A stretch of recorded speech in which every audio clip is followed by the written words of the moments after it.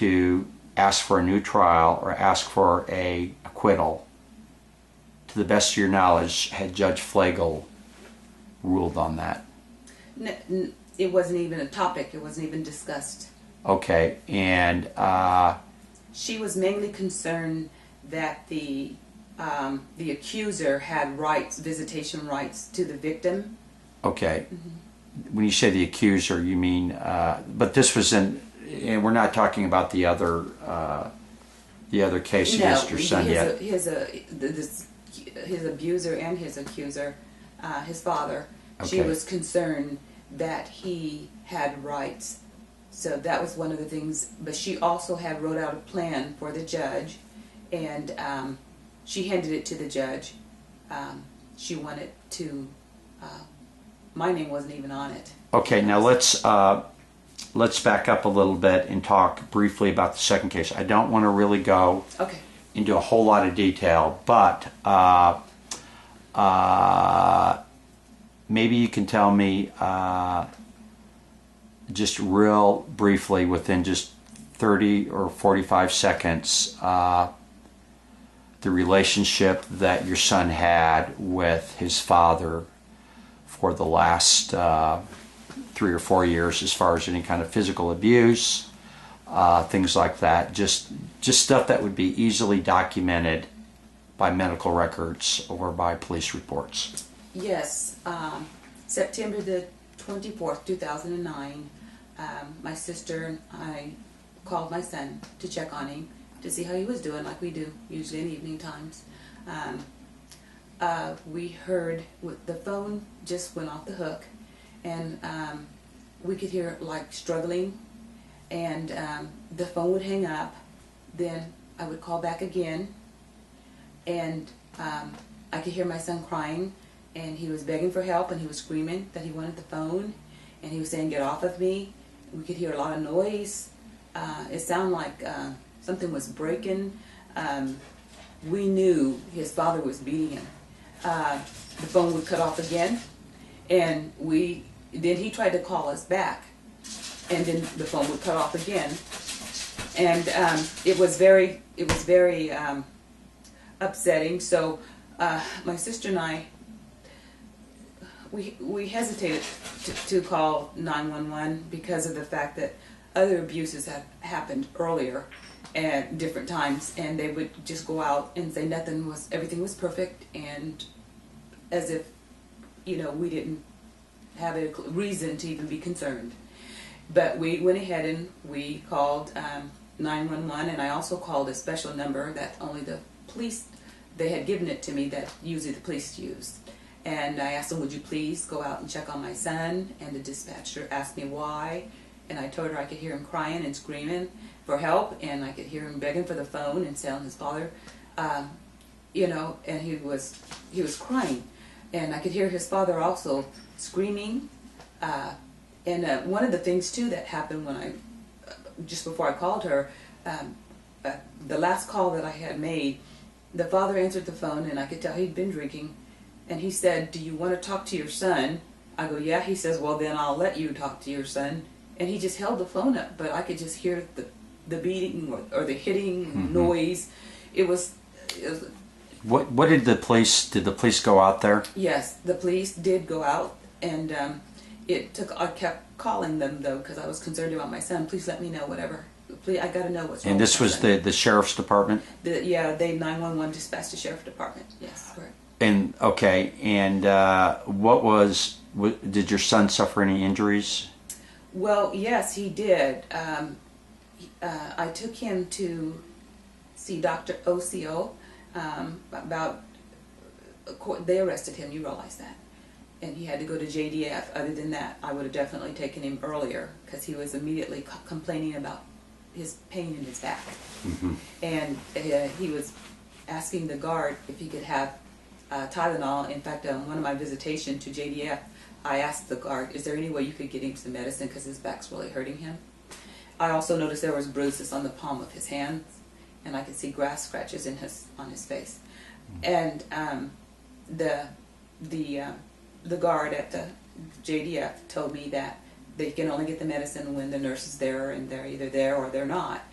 And so my son was released, and Judge, it was Judge Burgess, he released my son to me on the 29th, and I do appreciate that. But my son was continuing to complain about his back, so I took him to see Dr. Osio. And the first thing he did was he showed me x-rays. He took x-rays and he showed me x-rays of my son's stomach area. And he showed me where there was contusions, internal contusions, and how my son, the bleeding that was in the inside that had happened. And he also noticed that it was spinal contusion. So he took my school, gave my son some medicine, and gave him restrictions, and then excused him from school for a while. And then my son continued to complain about the back. And he just couldn't sleep through the night. He just was hurting so bad. And he had problems in his legs, pain in his legs. So I, again, took him back to Dr. Osio. And this time we saw the doctor that works with him. And she said that, we're going to send you over to have him have an MRI on his back. So then when we went back in, they called us and we went back in. She told us that my son had 4 bulging discs in his spine, and that there was one in particular that they needed to watch because it could rupture. Okay, now, and this would have been basically about 3 months after the parking lot incident, is that correct? Okay. Now, did anybody tell you what your son was arrested for? Well, I kept calling, of course this is before we went to see the doctor, but I kept calling the sheriff detective that was out there and asking him the update on my son.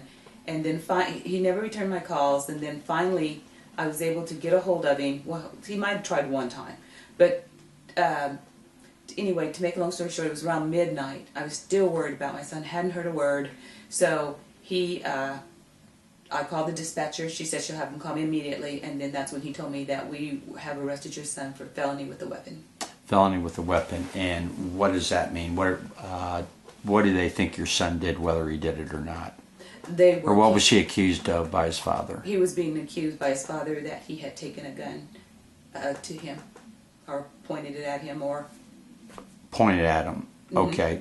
So basically, your ex-husband said your son pointed a gun at him, and they arrested your son, took him to jail, and then after he got out of jail, you took him in to get these x-rays, and your son had been beaten, basically. Yes, that is correct. Now, do you know if your ex-husband said he was beaten, or was it just the assault with the weapon being pointed at him? Well, I know at that time, I didn't get the police report until Carl Mong had given it to me. Okay. So I didn't really know what he had told the police, but I know that whatever he told them, it was enough to put the blame on my son, and they arrested my son. Okay, okay. And so, do you think your ex-husband is emotionally abusive and psychologically abusive, and has had prior problems with children from his first marriage, without going into details? Sure, yes, in Sumner County, though. It was not Sedgwick County, it was Sumner County. Had removed his children from his home for the same behavior of beating the children, and causing contusions. Now, I know you basically had divorced when your son was two or three, is that correct? Yes, that's correct. And then you basically had residential custody the majority of time. Yes, that's correct. And then without going into a lot of detail, did your ex-husband hire Newt Frazier to try to get more time or to get full custody? Yes, he did. And was he successful in doing that? Yes, he was. And was there a court-appointed guardian ad litem who was appointed to make a recommendation or to do what was in your son's best interest? At that time, it was my ex-attorney, Gerald Domitrovic, and Newt Frazier had met together privately. Mr. Domitrovic asked me if it was okay for him to visit with Mr. Frazier, and I didn't have a problem with him visiting with him, but he didn't inform me ahead of time that they were going to ask for a guardian ad litem. Okay, and this attorney, he was a attorney through Kansas Legal Services, is that correct? That is correct. Okay, so the two attorneys decided to appoint a guardian ad litem, and who was that attorney? It was Julia A. Kraft. Okay, all right. And at that point in time, did you know anything about Julia? Did you know that she's a prominent attorney that works closely with Ron Pascal in the as a court-appointed attorney in the juvenile division? At that particular time, no, I did not know that. Okay, now Julia Kraft enters basically the custody dispute where many years after you were divorced, your ex-husband wants more time, and what resulted in that process was did your ex-husband get residential custody? Julia Kraft, and there was an incident that happened at the Brooks Middle School, and my son had actually turned in an item that a student had carried around Brooks Middle School for 2 weeks. The item was turned in. Him and his father took it and showed it to the principal, who handled it, not knowing what it was. But the father felt that it could be something dangerous. Okay. And what was that item? What did that turn out to be? It actually turned out to be a live bomb, homemade bomb, similar to the one that was used in the World War II weapons. Okay, so basically your son's how old, 12 at the time? Oh, no, he was probably 13 or 14. Okay, so for the last couple of hours he's carrying this thing around, and that another friend or another student gave him, and then he shows his dad, and the dad says, let's take it into the principal. This looks different. Is that basically what happened? Yes, yes. He gets out when his dad picks him up from school. He gets into the car and he's so excited. Right. He goes, look what this cool kid made. Right. He did not know at any moment it could ignite and kill him. Right. Now, did